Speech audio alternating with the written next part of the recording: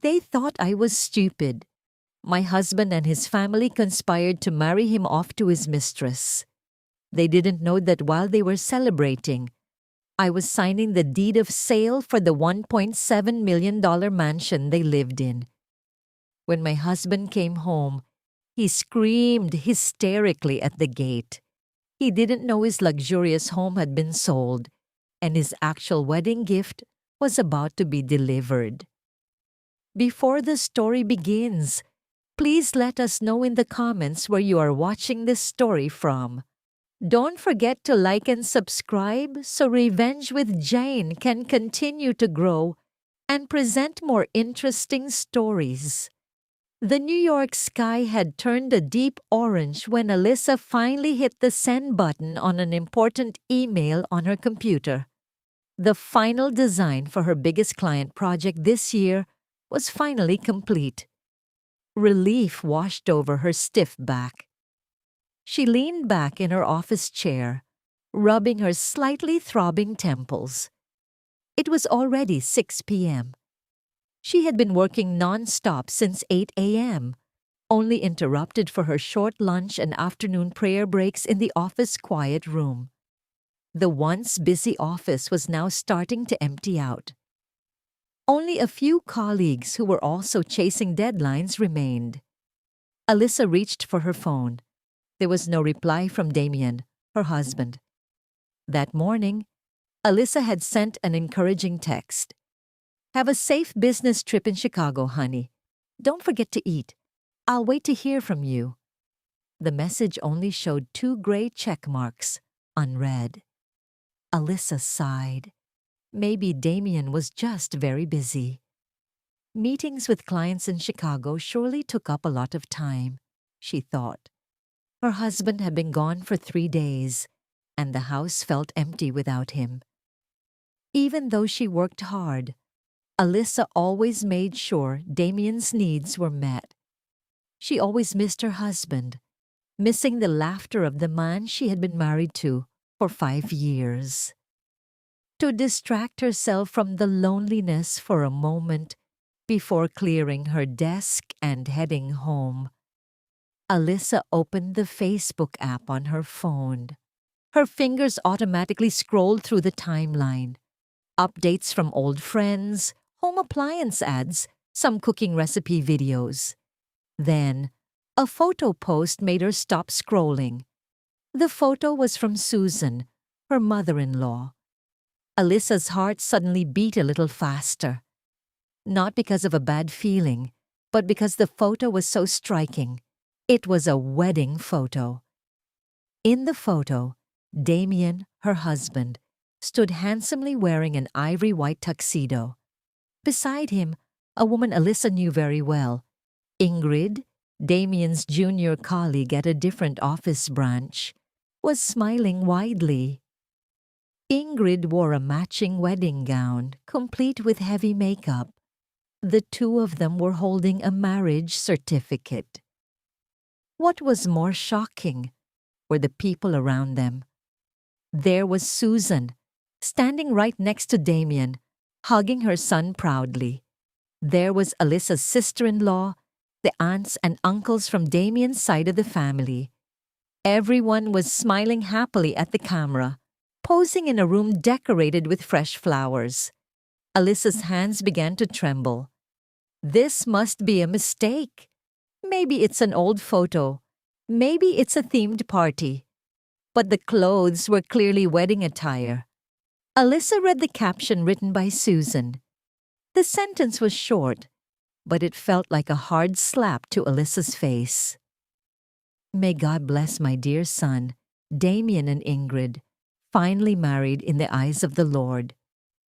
Alyssa's world seemed to stop spinning.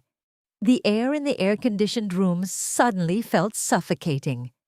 The sound of her colleague typing on a keyboard across the room sounded like a distant buzz. Finally married. The word finally implied a long process that had been hidden from her. This wasn't an accident. This wasn't a sudden arrangement. This was something that had been going on for a long time. With stiff fingers, Alyssa tapped the photo, zooming in. There was no mistake. It was Damien. It was her husband. The man she dropped off at the airport 3 days ago, who said he was going on a business trip to Chicago. The man she sent a loving message to this morning. She saw Damien's smile in that photo, a genuine smile of happiness, a smile Alyssa hadn't seen in a long time when Damien was with her. Then, Alyssa looked at the comments section. Those comments pierced her even deeper. "Congratulations, Damien. Ingrid is finally part of our family," wrote his sister-in-law. "Praise the Lord. Susan finally got a new daughter-in-law who is ready to give her grandchildren. Congratulations, Susan," wrote one of Damien's aunts. "Hope the reception goes smoothly, Damien. Hope you get a baby soon," chimed in Damien's cousin. Everyone knew. His entire extended family knew. They were all present at the event. They all gave their blessing. They were all part of this massive lie. Alyssa felt sick. So, while she was busy working her bones to the ground to pay the mortgage on their luxury home, paying off Damien's sports car loan, and even giving a regular monthly allowance to Susan, they were all behind her back, planning her husband's secret second wedding. Bigamy, of course. Damien wouldn't dare divorce her or ask for a legal separation, because Damien knew almost all of their major assets were in Alyssa's name. The house they lived in, a $1.7 million mansion in an elite neighborhood, was a house Alyssa bought using a massive bonus from her company a few years ago. Although Damien had pushed for the house to be under joint names, Alyssa, who was raised by her father to be financially smart, insisted the house be solely in her name. Damien finally agreed, on the condition that the latest luxury sports car must be in his name. Alyssa complied. Now, all her kindness felt foolish. All her love felt wasted. She had been betrayed en masse, not just by her husband, but by the entire family she had respected all this time, whom she had always treated well. The pain was so piercing. But strangely, no tears came out. There was only a piercing coldness, the coldness of pure fury. Alyssa closed the Facebook app. She didn't need to see any more. She didn't need confirmation. That photo and those comments were enough. She took a deep breath, trying to steady her trembling hands. She stared at her computer screen, displaying the sent email. The project was done. The client was happy. Her career was shining. But her marriage was shattered into pieces. She would not let this slide.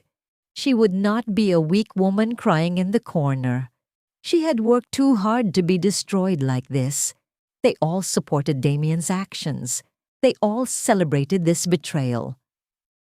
Alyssa stood up. She would pay them back. She would pay them all back, right then and there. She wouldn't wait for Damien to return from Chicago. She would act now. Alyssa packed her bag with stiff mechanical movements, laptop, notebook, wallet. Her last remaining co-worker, a young woman named Cynthia, looked at her. "Alyssa, you look really pale. Are you sick?" Alyssa turned, trying to put on a thin smile, but failed. "I'm fine, Cynthia. Just exhausted. I'm going to head out early, okay?" She walked out of her office room, her steps firm. Throughout the elevator ride down to the basement, her mind raced. She wasn't thinking about her heartbreak. She was thinking about what steps to take. Her logic, which she normally used to solve client problems, was now fully engaged to save herself. In her car, parked in the basement, she didn't immediately start the engine. She sat silently in the quiet. She needed one more confirmation, not from a photo, but from a voice. She had to hear for herself how they would respond to her. Her hands searched for Susan's contact. She pressed the call button. The phone rang 3 times. Then came Susan's voice, cheerful and triumphant. "Hello, Alyssa. Unusual of you to call at this hour. Are you working late again?" Alyssa's voice was flat, cold, and emotionless. "Hi, Susan. Where are you right now? It sounds pretty crowded." A light chuckle was heard on the other end. A laugh that Alyssa usually considered friendly now sounded like a mockery. "Oh, this? Yeah, just a family gathering. Having a little celebration at the house." "A celebration?" repeated Alyssa. "A celebration for Damien and Ingrid's wedding." Silence for a moment. Alyssa could imagine Susan being shocked that she found out so quickly. But then, her mother-in-law's tone changed. There was no more pretense. Only a cynical and condescending tone remained. "Oh, you've seen my Facebook. Good. I thought you were too busy working to have time for social media, so I don't need to bother explaining it to you." Alyssa's chest tightened.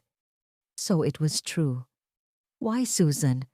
How could you all do this behind my back?" "How could I?" Susan laughed again, louder this time. "You're the one who is cruel, Alyssa. You've been cruel to my son. 5 years of marriage. What have you given Damien? You are barren. You can't give this family a grandchild. Damien is my only son. He needs an heir. He needs someone to carry on the family name." The word barren stabbed sharply. They had never even gotten medically checked. Damien always refused, saying he was busy. Yet Alyssa was always the one blamed. But why a secret wedding? Why wasn't this discussed properly? Discuss it properly with you? For what? You surely wouldn't have allowed it. You are a selfish career woman, prioritizing your job over your husband. Look at Ingrid. She is a good, proper woman. And most importantly, she's fertile. She's already 2 months pregnant with Damien's child. Rather than letting them live in sin, I told them it's better to get married. It's righteous now, isn't it? You're supposed to be a devout Christian woman. You should understand forgiveness and accept his new wife. You should be selfless and support your husband. 2 months pregnant. So this affair had been going on for months, maybe years. The out-of-town business trips Damien often took. All his lies. And her mother-in-law didn't just know about it. She orchestrated it. "So you planned all of this?" asked Alyssa, her voice barely a whisper. "Of course," Susan answered proudly. "I was the one who found Ingrid for Damien, a woman who knows her place as a wife, to serve her husband and give him children, not like you, who only knows how to make money. Enough, Alyssa. Just accept your fate. Don't be an obstacle to my son's happiness. If you accept this gracefully, God will reward you." Click. The phone was hung up by Susan. Alyssa stared at her dark phone screen. Silence. No tears. Her fury had surpassed the threshold of pain. She felt like a fool. All this time she had respected Susan like her own mother. She transferred money every month without ever being asked. She bought expensive gifts for every birthday. And this was her reward. She was considered nothing more than a barren cash machine. "Fine," Alyssa hissed to herself. "You all support him. You all party over my suffering." Her brain worked fast.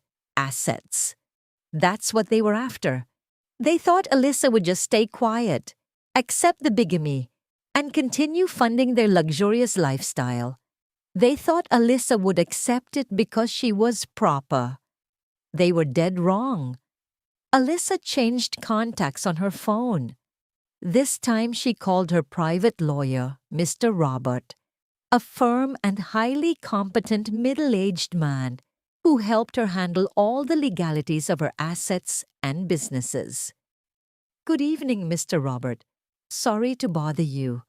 This is Alyssa." "Good evening, Miss Alyssa. How unusual. Is there anything I can help you with?" Mr. Robert's voice sounded calm. "I need your help, sir, immediately." "Tonight," said Alyssa, her voice steady.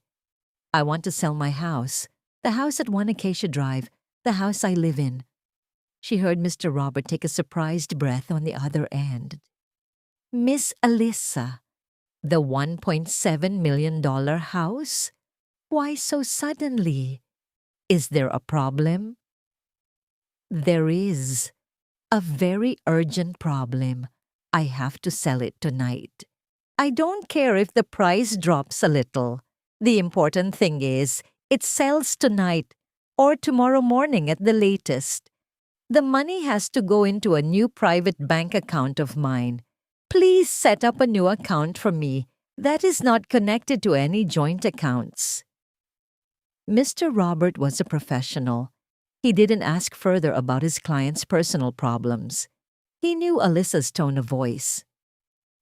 "Coincidentally, Miss Alyssa, there is a client of mine, a real estate investor, who has been eyeing a house on your block for a long time.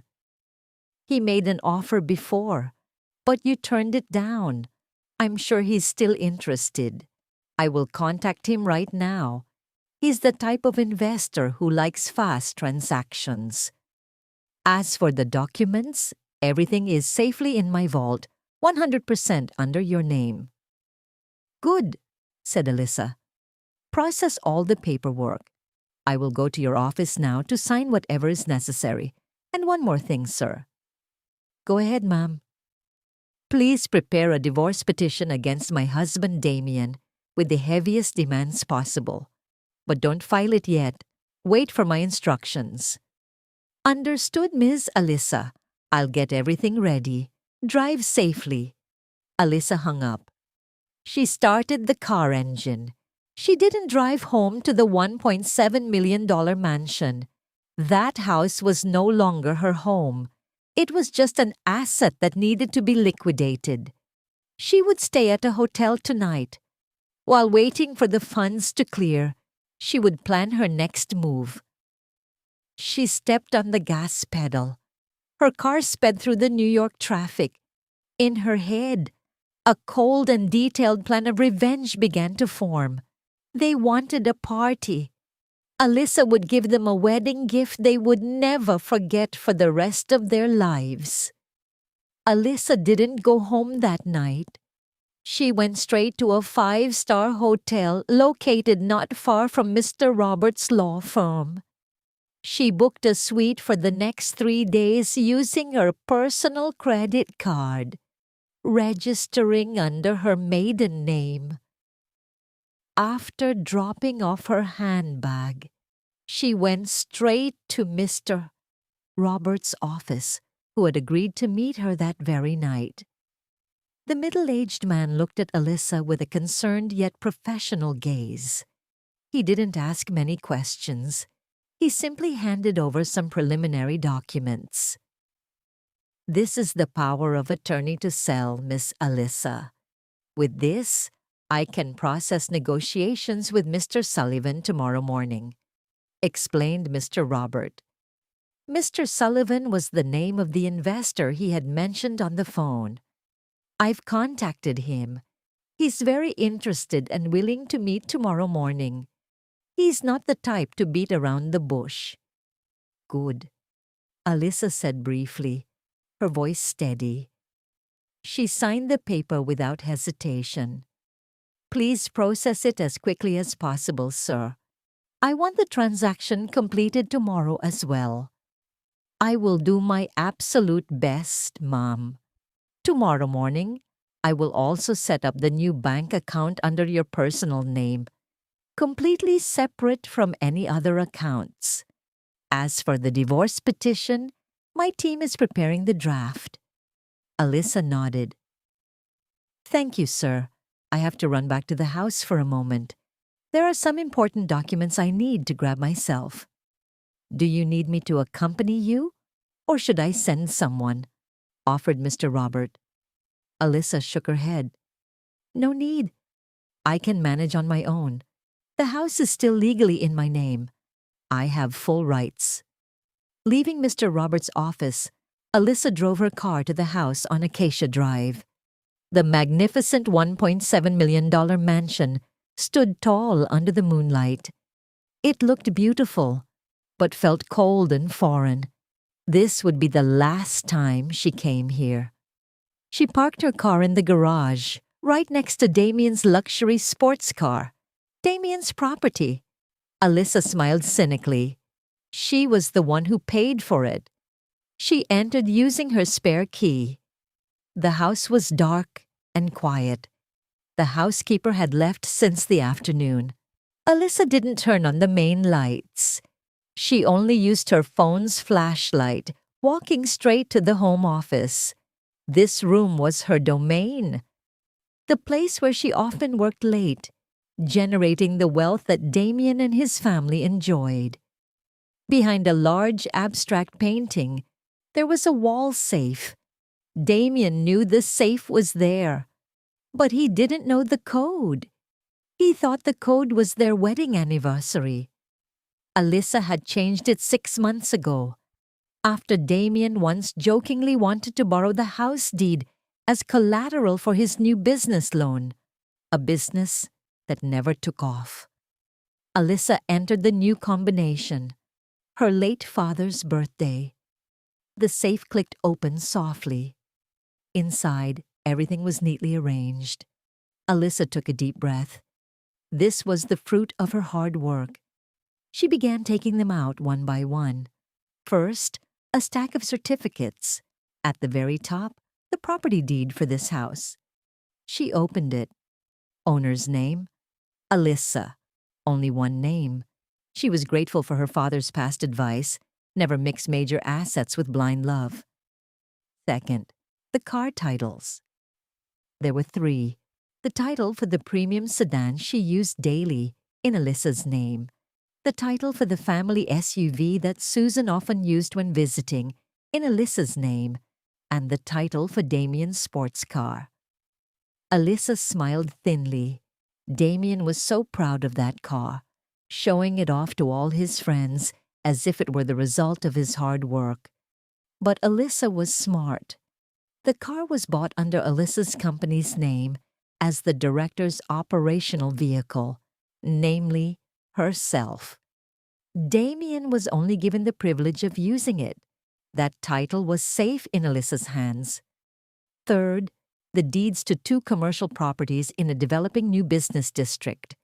Both were pure investments of Alyssa's, both under Alyssa's name. Fourth, a folder containing her stock portfolio and mutual funds. All those brokerage accounts were under her personal name, opened long before she got married. Their value had grown exponentially. She did a quick calculation in her head. Damien's salary was decent, but nothing compared to her income. Damien's salary was entirely spent on his lifestyle.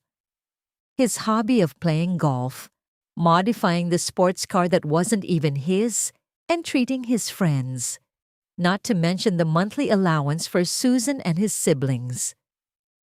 Alyssa calculated, probably 80% or even 90% of the total wealth they enjoyed together came purely from her sweat. And thanks to her foresight, almost all of it was legally in her name. Damien was too lazy, too arrogant to care about boring administrative details. He only wanted to use, enjoy, and show off. As Alyssa was about to close the safe, her eyes caught a new blue folder at the very back. A folder that wasn't hers. She never put documents there. Her hand reached out, pulling the folder out. There was no label on the front. She opened it. Her heart felt like it dropped. It was a life insurance policy document. She read it slowly. Insured's name, Alyssa. Coverage amount, $1 million. Date the policy was issued, 3 months ago. 3 months. That was around the time Ingrid was confirmed pregnant, Alyssa thought. Then she read the most important part. Name of beneficiary. Her heart stopped beating for a second. Written there was Ingrid, with the description underneath it. Future wife. Alyssa's breath hitched. All the blood in her body ran cold. This was no longer just an affair. This was no longer just a secret bigamous marriage. This was no longer just about money. This was a murder plot. They didn't just want her wealth. They wanted her wealth and her life all at once. The $1 million would be dispersed to Ingrid, the future wife, if Alyssa died. The secret wedding was just the first step. Ingrid's pregnancy was the catalyst. Susan's words, "You are barren," suddenly held a far more horrifying meaning. Perhaps it wasn't just an insult. It was a justification. A reason why she deserved to be eliminated. Alyssa sank to the cold floor of the home office. The heartbreak from the betrayal had now morphed into real terror, which then mutated into an icy, freezing rage. They wanted to kill her. Damien, the man she loved, who slept in the same bed with her, had plotted her death with his mistress. She would not give them that chance. With violently trembling hands, Alyssa shoved the insurance policy into her bag. This was evidence. She then stood up, grabbing a small duffel bag from the closet. She was no longer taking items out of sentiment. She only took what she needed. Her work laptop, all the asset documents she had just retrieved, a few practical changes of clothes, and her prayer items. Her eyes locked onto their wedding photo on the desk. Damien smiling widely, Alyssa smiling widely. Happy, naive, and full of love. She took the photo out of its frame. She stared at Damien's face intensely. This man wanted her dead. With one swift motion, she tore the photo in half, then tore it again and again. She threw the torn pieces into the trash can. She left the empty frame lying on the desk. Alyssa turned off the home office light and locked the door. She walked out of the house, past the luxurious living room, past the modern kitchen where she usually cooked Damien's favorite meals. She didn't look back.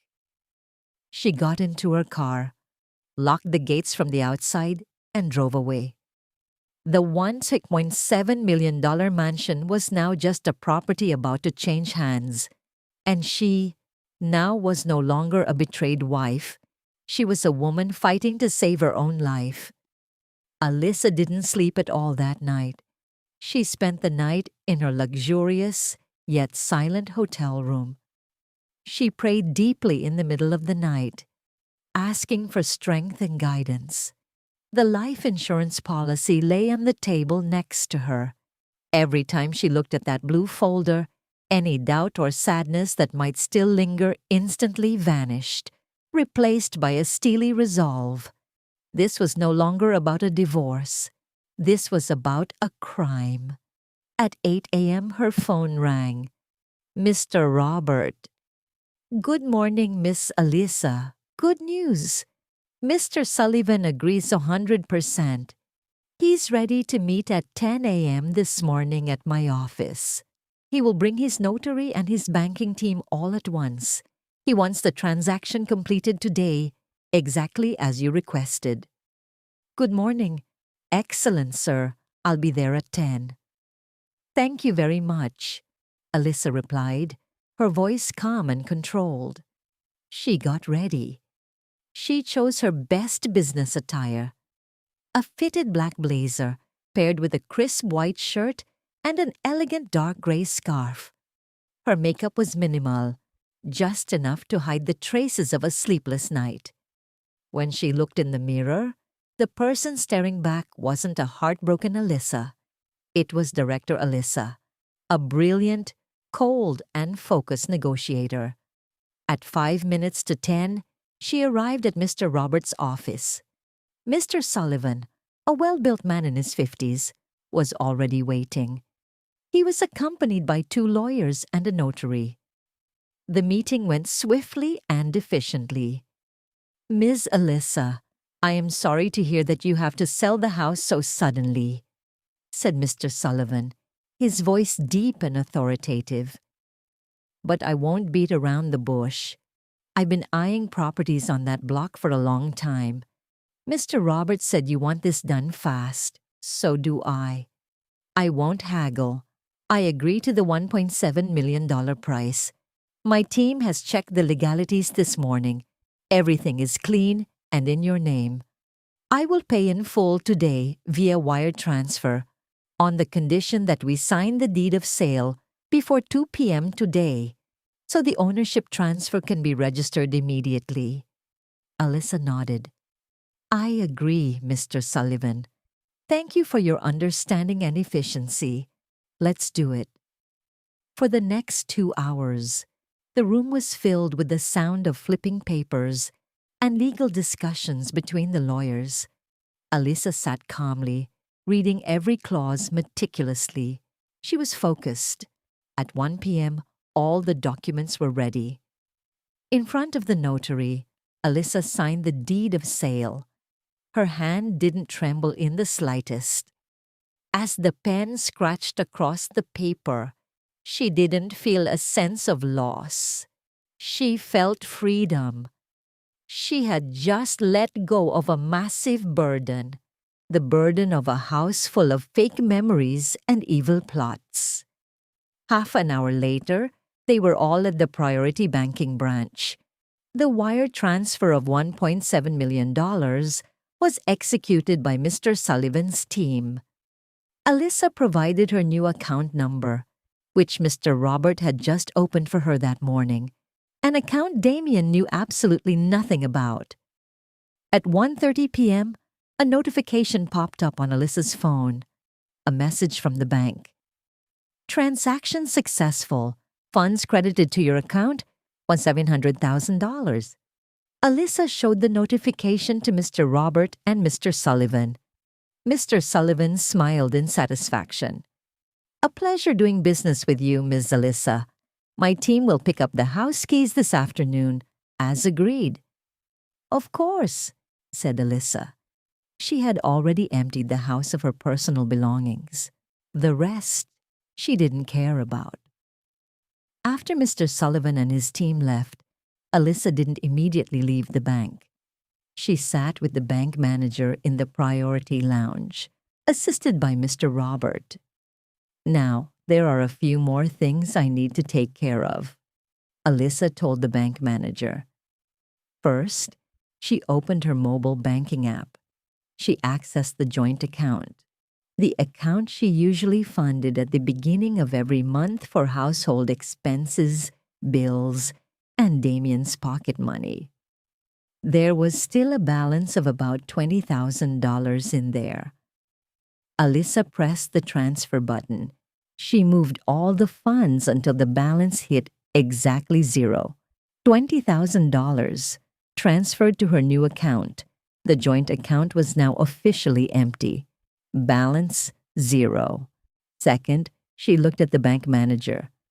"I am the primary cardholder of this credit card. There are 2 supplementary cards under my account, both under Damien's name. I want those 2 supplementary cards permanently blocked right now." "May we know the reason, ma'am?" asked the manager politely. "The cards are lost. I'm worried they might be misused," Alyssa answered flatly. The manager nodded in understanding. "Very well, Miss Alyssa. I will process it right away." Within 5 minutes, he provided confirmation. "It's done, ma'am. Both supplementary cards under Mr. Damien's name are now inactive, permanently." Alyssa felt relieved. The main cash flow had been cut off. The house was sold. The money was safe in the new account. She returned to her hotel room that afternoon. For the first time in 2 days, she felt she could breathe. She had a late lunch from room service, a delicious meal she enjoyed slowly. After her afternoon break, she sat on the sofa, staring at the New York skyline from her high-rise hotel window. Her plan had worked, at least the first phase. That was when her phone vibrated.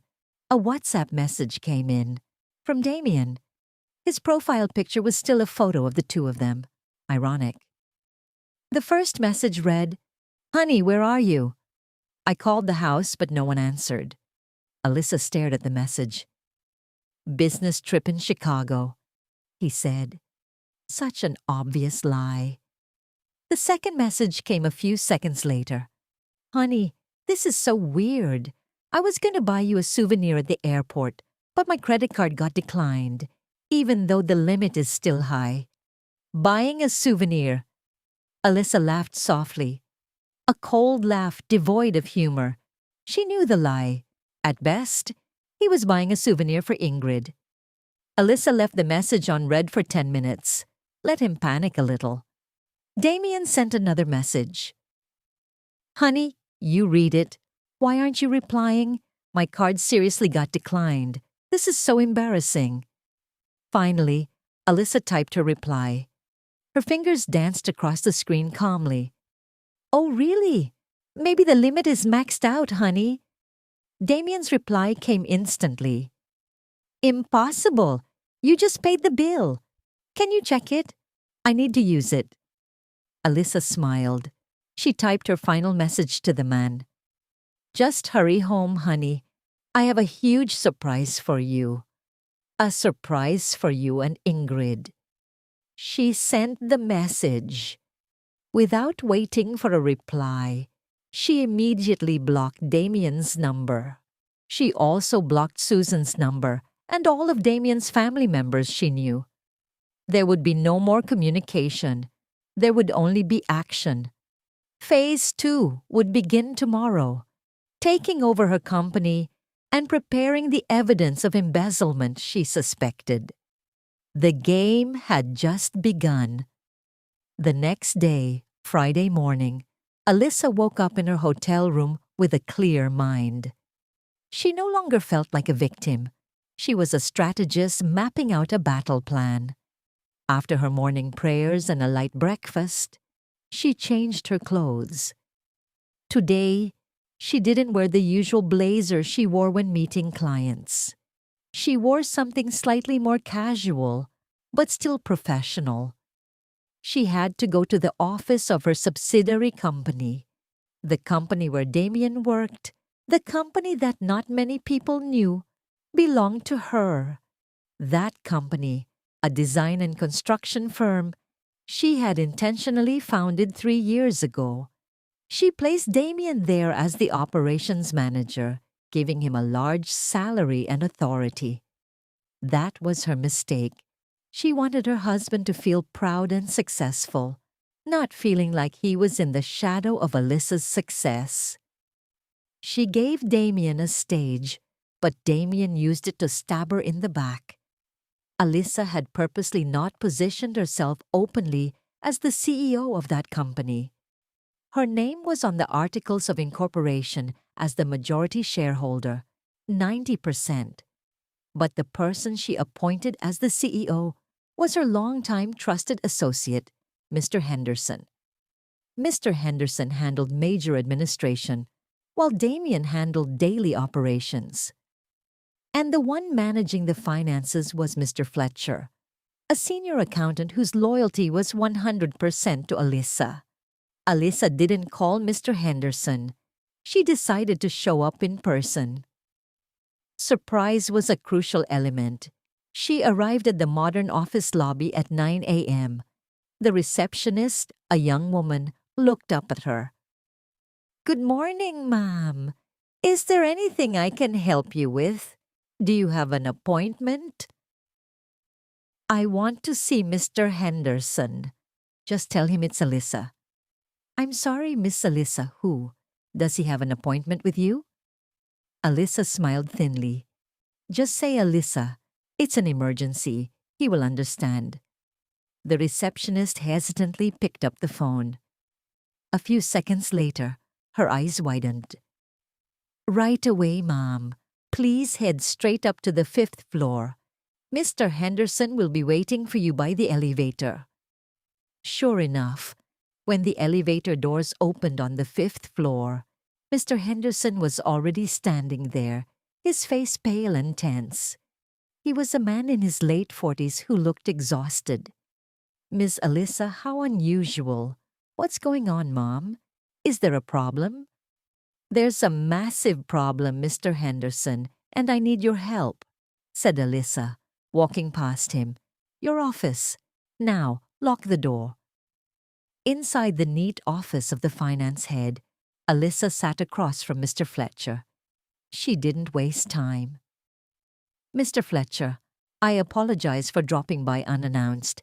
I need you to pull Damien's financial records for the last 6 months.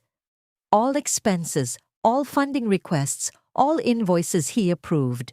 Right now. Mr. Fletcher's face grew tense. He knew this wasn't a routine visit. Right away, Ma'am. Of course. He immediately turned to his computer. His fingers moved nimbly across the keyboard. Is there any specific expense category you're looking for? Everything. From business travel expenses, client entertainment costs, up to all payments to new vendors. Mr. Fletcher started opening the files one by one. Here, Mom. Mr. Damien's business trips. There are quite a few. 3 days ago, to Chicago. Flights, 5-star hotel, client entertainment expenses. Stop, said Alyssa. The trip to Chicago. I want to see the details. Mr. Fletcher opened the attachment. Just as she thought. Flights, hotel bills, all paid for by the company. Here's the report, Mom, said Mr. Fletcher. Alyssa pulled out her phone. She opened her chat history with Damien. She showed the screen to Mr. Fletcher. Read this, sir. Mr. Fletcher read Damien's message from a month ago. Honey, I need $1,500. I have an important business trip to Chicago, but the office budget is tight. I have to cover it up front. Then Alyssa showed him the transfer receipt from her personal account to Damien's account for $1,500. I transferred it, Alyssa said coldly. And here, the company paid for it too. What is this called, Mr. Fletcher? Mr. Fletcher swallowed hard. This is double-dipping, Mom, double-claiming. We've only just begun, said Alyssa. Keep going. Look for vendors, a new vendor with large and routine payments. Mr. Fletcher scrolled down the screen. He stopped at one name. Here, Mom. Pelita Jaya Consulting. Payments for design consultation services. Strangely, this is only for the last 6 months. But the payments are massive. Every month, Mr. Damien requests 2 transfers, between $3,000 to $5,000 each. Good Lord, the total has already reached $42,000, Mom. Who owns that firm? Are there work reports? Is there a contract? Mr. Fletcher looked confused. That's the problem, Mom. Mr. Damien always says this is a special vendor. He handles the contract directly. The payments are always requested last minute, and he signs the approval, then asks me to transfer immediately. He says it's for a secret project. A secret project? Alyssa hissed. She immediately called her lawyer, Mr. Robert. Sir, please look up a company name, Pelita Jaya Consulting. I'm sending you their tax ID. I need the owner's name, immediately. While waiting for word from Mr. Robert, Alyssa said to Mr. Fletcher, Search again. Client entertainment expenses. Mr. Fletcher opened the records for the corporate credit card held by Damien. The bills were skyrocketing. Fancy restaurants, designer boutiques, and a jewelry store. Here, Mom, purchase of a diamond necklace, $3,000. The note says, gift for client X's wife. Alyssa let out a bitter laugh. She remembered 3 months ago when Damien came home complaining about how hard it was to win over that exact client X. Alyssa never received a diamond necklace. Alyssa's phone rang. Mr. Robert. I got the data, Mrs. Alyssa. Palita Jaya Consulting. Registered 3 months ago. The address looks like a fake address, an empty storefront, and the owner's name. The director is Ingrid.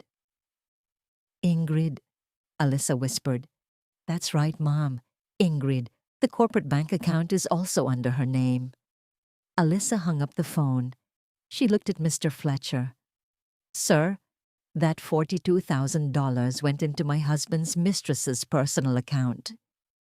Mr. Fletcher was dumbfounded. His face flushed with anger. He felt he had been duped. The audacity. I was played for a fool. Not just you. Me too, said Alyssa. Now let's calculate $42,000 to Ingrid. Double claiming business trips. Let's round it to $8,000 over 6 months. Personal purchases using the corporate card, $3,000. The total is $53,000. Embezzlement of company funds. Perfect. Alyssa stood up. Mr. Fletcher, I need you to print all this evidence. Transfer receipts, fake invoices from Palita Jaya Consulting, copies of corporate credit card statements, and the company registration data under Ingrid's name. I want a complete and thick file. Right away, Mom. I'll get it ready immediately, said Mr. Fletcher, moving briskly. One more thing, Alyssa added. Does Ingrid work here? Mr. Fletcher nodded. Yes, Mom. She's in the marketing division. Just started 6 months ago. Mr. Damien recruited her himself. How fitting, said Alyssa. Please prepare termination letters for Mr. Damien and Miss Ingrid right now. Reason: dishonorable discharge due to corporate embezzlement and severe violation of company ethics. Understood, Miss Alyssa. Those letters will be on your desk before lunch. An hour later, Alyssa left the office. She didn't go back to the hotel. She went to Mr. Roberts' office. In her hands was a thick folder containing all the evidence of embezzlement. She handed the folder to her lawyer. Here, said Alyssa. The wedding gift wrapping is ready. This is evidence of criminal activity. I don't just want a divorce. I want them prosecuted. Mr. Robert took the folder. He glanced through it. His eyes widened. This is incredible, Miss Alyssa. This isn't just a civil case. This is pure criminal fraud. Embezzlement by an executive. The prison sentence for this is severe. I know, said Alyssa. Now we just wait for the rats to come home. That night, Alyssa sent a short message to Mr. Sullivan, the new owner of her house. Good evening, Mr. Sullivan. Just a heads up, there might be uninvited guests arriving at the house tomorrow. They don't know the house has been sold. Please instruct your security guards not to let him in. He has no rights there anymore. Mr. Sullivan replied quickly, I'll take care of it, Miss Alyssa. Don't you worry. Alyssa put her phone down. She had sold the house, secured the $1.7 million, blocked the credit cards, and gathered evidence of the $53,000 theft. She also had the $1 million life insurance policy as proof of attempted murder. The gift was neatly wrapped. Now she just had to wait for Damien and Ingrid to come and collect it. Saturday afternoon. The New York weather was sweltering. A rideshare taxi stopped right in front of the grand gates of the mansion on Acacia Drive. The back door opened. Damien stepped out first, his face wrinkled and gloomy. He slammed the taxi door. Behind him, Ingrid struggled to get out, dragging her large suitcase while complaining. "Honey, it's so hot.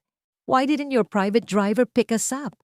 You said you had a private driver," whined Ingrid. Her expensive clothes looked crumpled. "What kind of honeymoon is this? Coming home to this heat?"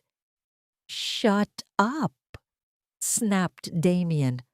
"I'm sick of hearing it." Damien was in a terrible mood.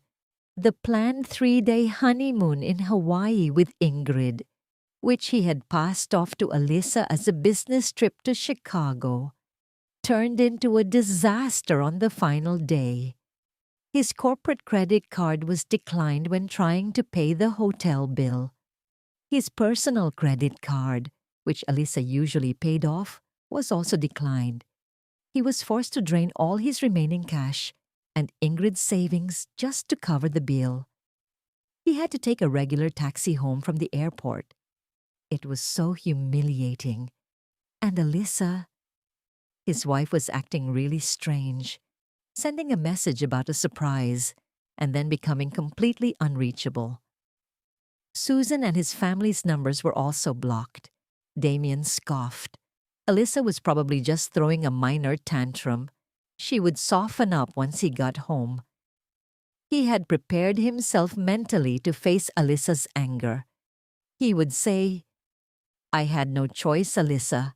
Ingrid is pregnant. You just have to accept it." He walked up to the gates, fishing the remote out of his pocket. He pressed it. Click. No reaction. The gates remained firmly shut. He pressed it again, over and over. Still nothing. "Damn it, the remote is dead," Damien cursed. He kicked the iron gates. "Security! Open the gates!" he shouted. Ingrid was taking shelter under a small tree, fanning her face. "Honey, this is taking forever. I don't want to wait outside like this.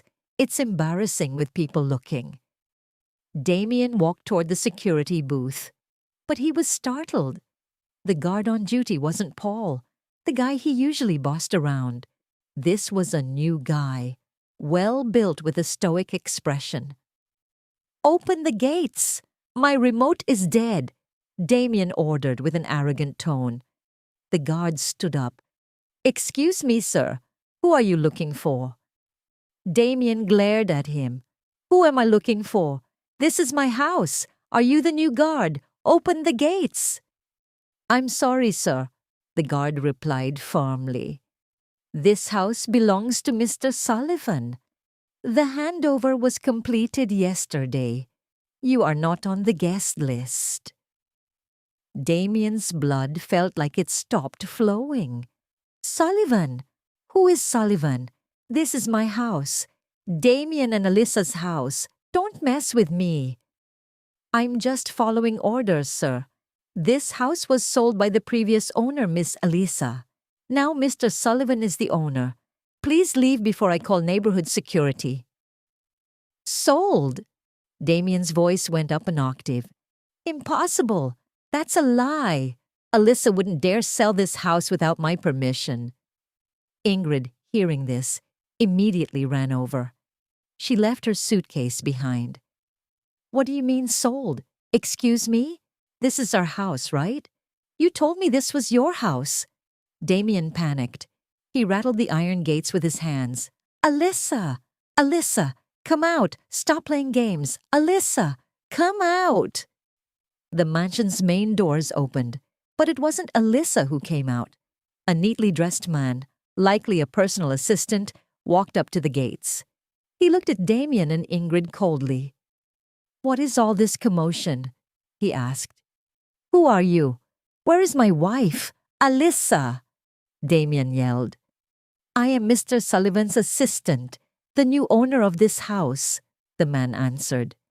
Miss Alyssa handed over the keys yesterday. The house is empty. Who are you? If you don't leave, I will call the police for trespassing and causing a disturbance on private property. Liar! This must be a lie. Damien lost his mind. He tried to climb the gates, but the security guard immediately pulled him down. Ingrid slumped onto the hot asphalt. Her makeup was ruined by sweat and the tears that started falling. Damien, so it's really sold. Then where are we going to live? You lied to me, Damien. You told me you were filthy rich. You told me I'd be the lady of the house. Turns out you're a fraud. Shut up, Damien screamed in frustration. Just then, a minivan pulled up behind their taxi. The doors opened. Susan, the sister-in-law, and several of Damien's uncles stepped out. They had come with joyous faces, intending to support Damien and Ingrid when they confronted Alyssa. They planned to pressure Alyssa into accepting Ingrid as her sister wife, but what they saw was a chaotic scene. Damien, looking disheveled and furious, arguing with a security guard. Ingrid, crying hysterically on the sidewalk next to their open suitcases. Damien, what is going on here? Susan yelled, running toward them. Why are you outside? Why is Ingrid crying on the street? Damien turned to his mother, his eyes bloodshot. Mom, this house was sold. What? Susan shrieked. Sold! Impossible! Who sold it? Alyssa! Who else? Damien roared. That damn woman sold the house behind our backs. Susan's previously arrogant face instantly turned pale white. Sold? This $1.7 million house? How is that possible? Wasn't this house in both of your names? I don't know, Mom. I don't know. Damien punched the gate pillar. His hand hurt, but his heart hurt far more. Embarrassment, anger, and confusion swirled together. All of them were standing on the side of the road. A group of rich people who now looked like homeless beggars. Damien, Ingrid, Susan, and the entire family. Silenced, staring at the gates of the luxury home that were now tightly shut to them. They had just lost their biggest asset. Ingrid kept wailing. I don't care, Damien. I want this house. You have to replace it. I'm pregnant with your child. I won't live in poverty. Damien, can you tell her to shut up? Susan snapped at Ingrid. This is all your fault. If you hadn't gotten pregnant, Damien wouldn't have rushed to marry you, and Alyssa wouldn't have thrown a fit. Excuse me, how is this my fault? Ingrid yelled back, no longer caring about her image.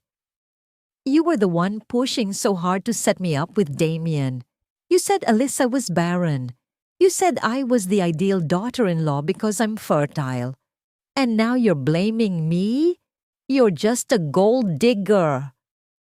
How dare you? Susan screamed. Damien, defend me. Ingrid tugged at the collar of Damien's shirt, but Damien didn't respond. He stood rigidly, staring at the closed gates, his mind racing at 1,000 miles an hour. Alyssa sold the house. That was a fact. He couldn't possibly get in. The guard and assistant looked dead serious. He had to get out of here. It was embarrassing. A few neighbors' cars drove by, slowing down as the passengers stared in curiosity. This was humiliating. He, Damien, known as a successful young executive, was now standing on the side of the road like a vagrant, sandwiched between his hysterical new wife and his furious mother. Money. He needed money. He had to take them away, to a hotel, or to Ingrid's apartment. Yes, the apartment. At least they'd have a roof over their heads. But to get there, he needed money to order an Uber. Damien reached into his pocket. His wallet was thin. Only a few $100 bills were left. The remaining cash he withdrew before leaving for their honeymoon. Not enough to pay for a hotel, barely enough for a taxi. His credit cards were blocked. That meant Alyssa had already made her move. But there was still the joint account, the account Alyssa normally filled for household expenses. There should still be $20,000 in there. Alyssa couldn't have been stupid enough to drain the joint account. It was both of theirs after all. With slightly trembling hands, Damien pulled out his phone. He ignored Ingrid and Susan's shouting match. He opened his mobile banking app, looking for the joint account icon. He entered his password. His heart pounded. The app opened. He pressed the balance inquiry menu. The screen displayed a number that made him nauseous. Available balance 000, empty, drained, a big fat 0. Impossible, Damien hissed. He hit the refresh button. The result was the same. He logged out and logged back in. Still the same. 000. Then it hit him. It wasn't a system glitch. It was intentional. Alyssa had drained the account. Cold sweat began to bead on Damien's forehead despite the sweltering heat. He quickly switched to another banking app, his own payroll account, the account where his managerial salary was deposited. He opened it. Balance $150. Only $150 left. His salary had just come in last week, mostly spent partying in Hawaii before his credit cards died. He figured he could just swipe the corporate card like usual. He was completely broke. He had no house. He had no money. Damien! Ingrid shook his shoulder. Let's go to my apartment. The apartment you bought me. I don't want to stay here. Apartment. Oh, God. The apartment he rented for her was paid for with the embezzled company money. He hadn't paid this month's rent yet. He opened his ride-hailing app. Right as he was about to hit order, a motorcycle stopped in front of them. A delivery courier in a uniform stepped off, carrying a large, beautifully wrapped box. Silver metallic wrapping paper with a large black satin ribbon. Very luxurious. "Excuse me, package for Mr. Damien and Mrs. Ingrid?" the courier asked, reading the label on top of the box. Damien, Ingrid, and Susan all turned at once. They went silent. "Mrs. Ingrid?" the courier repeated. That's me," Ingrid answered hesitantly, stepping forward. "Yes, for Mr. Damien and Mrs. Ingrid. The address is here, One Acacia Drive. Please sign," the courier said, handing over his device. Damien signed it stiffly. The courier handed the heavy large box to Damien and quickly drove off. Now the three of them, along with the rest of the extended family, stood on the sidewalk, staring at the luxurious gift box. "Who is it from?" asked Damien's sister-in-law, who had been quiet until now. Ingrid saw a small card tied to the ribbon. She took it. It was written in very elegant handwriting, Alyssa's handwriting. "What's inside?" Susan asked suspiciously. "What if it's trash or a bomb?" "Impossible, Mom," Damien said, though his heart was pounding with dread. Ingrid read the writing on the card out loud. Her voice trembled slightly. "Congratulations on your wedding, your first wedding gift. Please open it." A gift? From Alyssa? After everything that had happened? This felt very wrong. "Maybe she's apologizing," Ingrid blurted out, her eyes suddenly lighting up. "Maybe it's jewelry or a check. She realized she was wrong to sell the house, so she's giving us compensation." "Open it," Susan demanded. Her greed overpowered her suspicion. With hands still trembling, Damien placed the box on top of a suitcase. He pulled the black satin ribbon. It came off smoothly. He tore off the expensive silver wrapping paper. Inside was a solid pitch-black box. No brand name. Just a plain black box. Damien's heart beat furiously. This was the calm before the storm. He could feel it. He lifted the lid. The contents were not what Ingrid had hoped for. There was no jewelry. There were no stacks of cash. And certainly no check. There was only a layer of soft black satin fabric. Resting on top of the fabric were two thick white envelopes, officially sealed. The paper was stiff and expensive. In the top left corner, the logo of the company where Damien worked was printed. That design and construction firm. One envelope was addressed. To Mr. Damien. The second envelope was addressed. To Miss Ingrid. Damien's breath hitched. This was not a gift. This was official correspondence. A letter. Just a letter? Ingrid shrieked in disappointment. She immediately snatched the envelope with her name. What is this trash? Damien took his envelope. His hands were stiff. He felt the gaze of Susan and his entire family bearing down on him. He roughly tore the seal. Pulling out the folded paper inside, it was a letter. On official company letterhead, signed by the CEO, Mr. Henderson. Damien read it. His eyes darted quickly across the lines. Subject: Notice of dishonorable termination. To Mr. Damien, Operations Manager. Based on the findings of an internal audit and considering severe ethical violations and immoral conduct that has tarnished the company's reputation. Damien's heart felt like it was being crushed.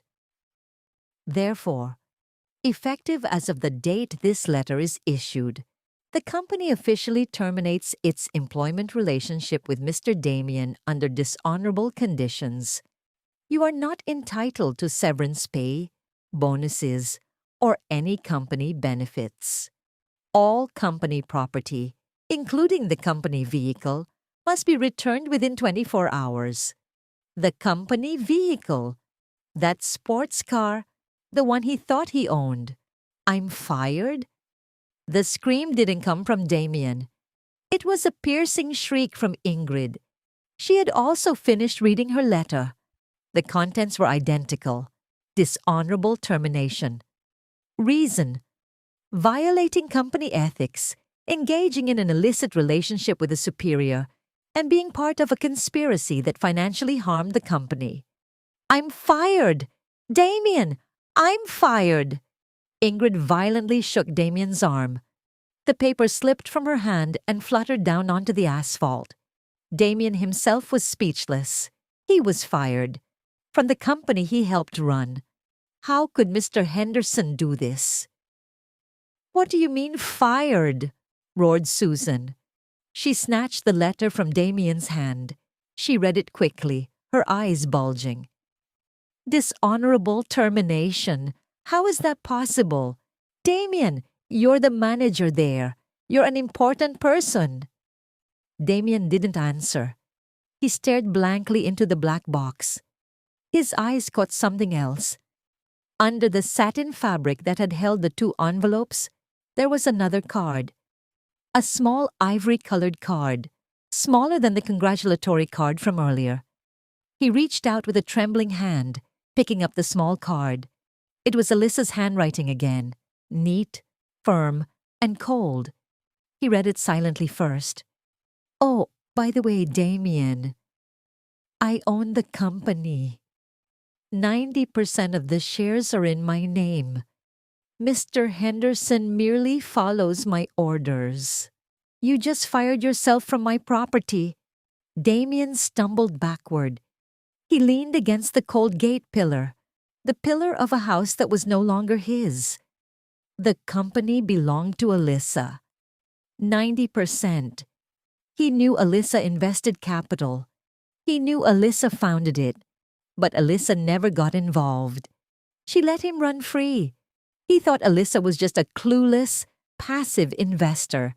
He thought the company was his to control. He was wrong. He was so wrong. Alyssa was the absolute owner. He was just an employee who had just been dishonorably discharged. Damien, what does this mean? Susan clearly saw the change in Damien's expression. Damien couldn't hold it in anymore. He read the sentence on the card out loud.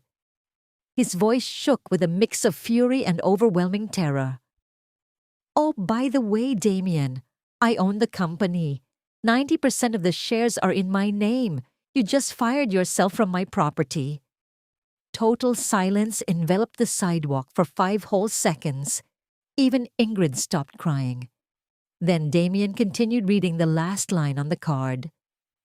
But don't worry. The grand prize hasn't arrived yet. Thud. That was the sound of Susan's body collapsing onto the sidewalk. She fainted.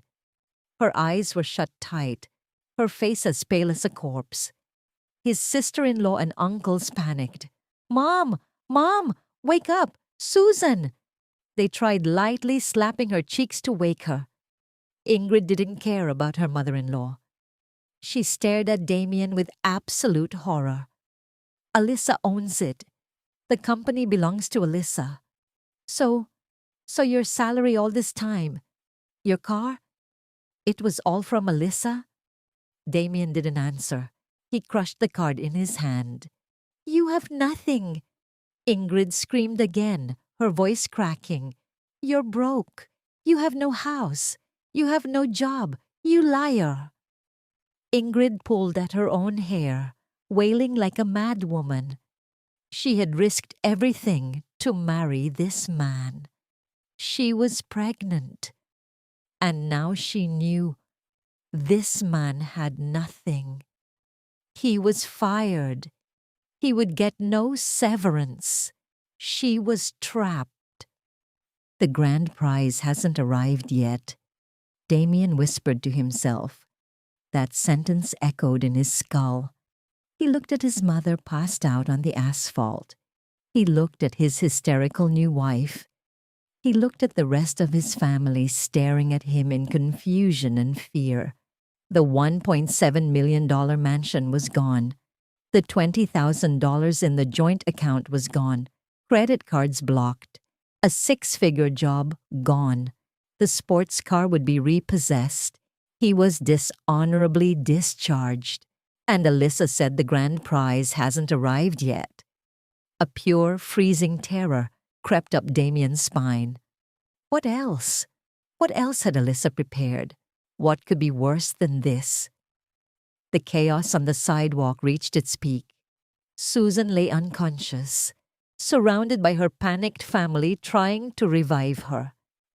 Ingrid, on the other hand, had gone from hysterical crying to desperate shrieks. Her previously perfectly styled hair was now a mess. Her makeup completely ruined, revealing a swollen face full of hatred.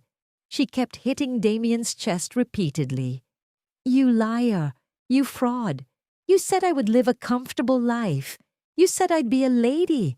It turns out you're broke. You have nothing. I'm pregnant, Damien. I'm pregnant with your child. What are we going to do? Damien stood frozen like a statue, his mind blank. The words on the small card, I own the company, and the grand prize hasn't arrived yet, kept looping in his head like a broken record. He had lost everything in a matter of hours. His house, his money, his job, his car, his pride.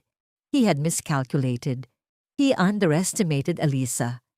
He thought Alyssa was a submissive, devout woman who would foolishly accept the fate of him taking a second wife. He didn't realize Alyssa was a sleeping lioness who had silently controlled his entire life. The grand prize hasn't arrived yet, he whispered. What else? What could be worse than total bankruptcy in front of my entire family? As if answering his question, the sound of sirens echoed from the end of the street. It wasn't an ambulance for Susan. The sound was different. Two blue and white police cruisers turned onto Acacia Drive and slowed down right in front of their small crowd. Their light bars flashed silently, adding a surreal vibe to the scorching afternoon. The car doors opened, and 4 uniformed officers stepped out. 2 officers stayed by the cars, while the other 2, a senior officer with a commanding presence and a younger one holding a folder, walked toward them. Damien's entire family, including Ingrid, immediately went silent. Only Ingrid's quiet sobbing could still be heard. The senior officer eyed the group sharply. His gaze stopped at Damien, then at Ingrid. He checked their faces against the photos in the folder his partner was holding. "Good afternoon," the senior officer said, his voice deep and stern. "Are you Damien and Ingrid?" Damien swallowed hard. His tongue felt numb. "Yes, officer.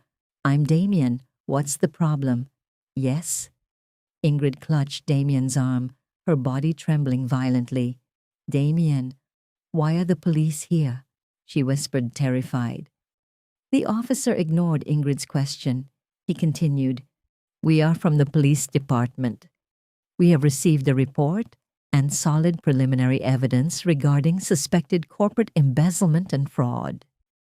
Damien's heart felt like it plummeted to his stomach. Embezzlement? Alyssa knew. Embezzlement? What embezzlement, officer? Damien tried to laugh, but what came out was a strange, hoarse sound. "You've got the wrong guy.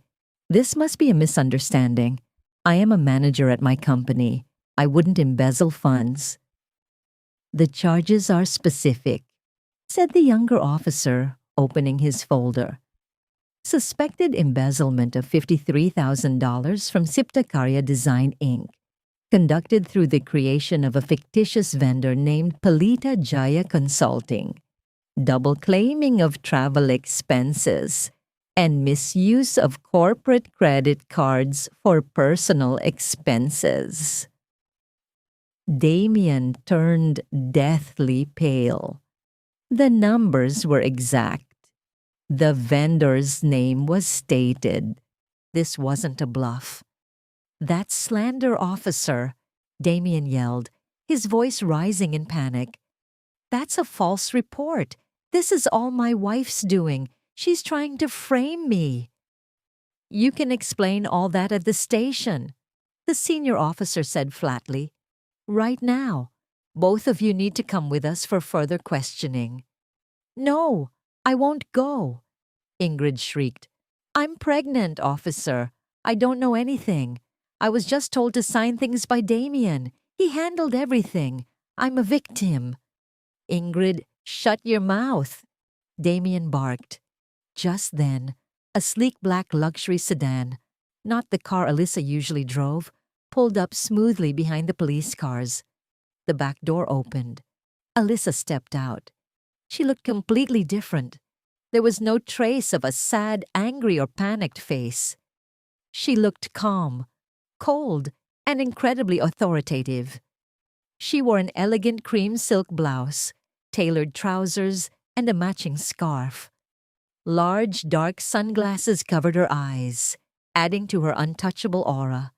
She wasn't alone. Behind her, Mr. Robert, her lawyer, stepped out carrying a small briefcase. Damien stared at Alyssa with wide eyes. "Alyssa, you're the one who reported me?" he yelled. "How could you? You want to send your own husband to jail?" Alyssa slowly walked up to them. She stopped in front of the police officers. She took off her sunglasses, revealing eyes that were clear but as cold as ice. She stared at Damien. "Husband," she said, her voice crystal clear and heard by everyone. "Which husband? The husband who secretly married his mistress, the husband who funded his illicit wedding using stolen money, or the husband who plotted to kill his wife to claim a $1 million life insurance payout?" Every word was a crushing blow. Damien froze. Susan, who had just regained consciousness and was sitting on the curb, his eyes widened in horror upon hearing $1 million life insurance. Alyssa no longer looked at Damien. She turned to the senior police officer. "Good afternoon, officer. I am Alyssa. I am the 90% owner of Siptakaria Design Inc. I am the one who filed the report." Mr. Roberts stepped forward and handed the briefcase to the officer. "In here, officer, is all the evidence. It's complete. Transfer receipts to the Palita Jaya Consulting account, the incorporation papers for Palita Jaya under Ingrid's name, the fake invoices signed by Mr. Damien, proof of double-claim travel expenses, and copies of the corporate credit card statements detailing personal purchases. We've audited everything." The officer took the briefcase and glanced inside. He saw the neat and organized stacks of documents. He nodded. "This is more than enough. Take them away." "No!" Damien went berserk. He realized this was the end. "Alyssa, please don't do this. I was wrong. I'm sorry. Alyssa, I messed up. Give me another chance. Don't put me in jail." "Chances?" Alyssa chuckled softly, a laugh devoid of humor. "You ran out of chances, Damien. When you lied to me, when you conspired with your mother, and when you signed that life insurance policy in my name." Then Alyssa looked at Ingrid, who was now weeping silently, her body shaking uncontrollably. "And you, Miss Ingrid, enjoying stolen dirty money, setting up a shell company in your name, becoming the beneficiary of a $1 million life insurance policy. Your pregnancy won't save you from the law." The two other officers moved in. One grabbed Damien's arm, the other grabbed Ingrid's. "Let me go." Damien struggled. His terror had now turned into blind rage. He yanked his arm free from the officer's grip and lunged at Alyssa. "This is all your fault, you bitch. If I can't have you, no one can. I'll kill you." His movements were fast, but the officers were faster. Before Damien could touch Alyssa, he was tackled, and his arms were twisted behind his back. Mr. Roberts swiftly pulled Alyssa back. "Hold him!" shouted the senior officer. "Let me go! I'll kill her!" Damien roared. The officer pulled out handcuffs. Click. Damien's hands were now restrained behind his back. Alyssa stared at her ex-husband, who was now utterly powerless. Her face remained composed. She said to the officer, "Officer, please note that down. A death threat in front of witnesses. This corroborates my other report regarding the life insurance policy." "Yes, ma'am. We will make a note of it," the officer said, gesturing for Damien to be taken to the cruiser. "Alyssa!" Damien kept screaming, his voice now filled with utter despair as he was dragged to the police car. "I'm sorry, Alyssa. I swear, I love you. Let me go. Please. Mom! Mom! Help me, Mom!" Susan could only stare blankly. Her only son, her pride and joy, was now handcuffed like a criminal. Thud. Ingrid, seeing Damien handcuffed and realizing her own fate, finally passed out, collapsing onto the sidewalk. "She fainted, officer," cried Damien's sister-in-law. "Bring her too. There are medics at the station," the senior officer said without an ounce of sympathy.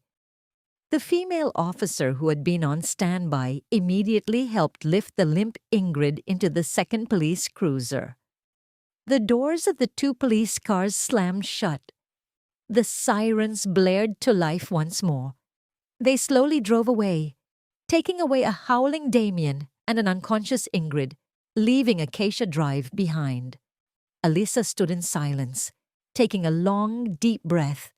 The grand prize had been delivered. Susan, using whatever strength she had left, crawled on the asphalt. She glared at Alyssa with eyes full of sheer hatred. You are a devil in disguise. You destroyed my son. You destroyed my family. God will curse you. Alyssa looked at her mother-in-law, her ex-mother-in-law, for the final time.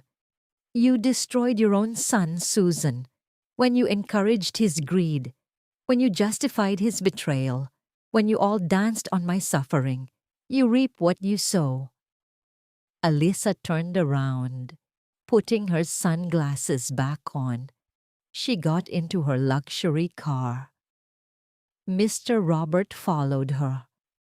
The car drove off smoothly, leaving Susan screaming and wailing on the hot sidewalk, surrounded by the sobs of her humiliated and ruined family. The game was over. Alyssa had won. The legal process moved swiftly and mercilessly.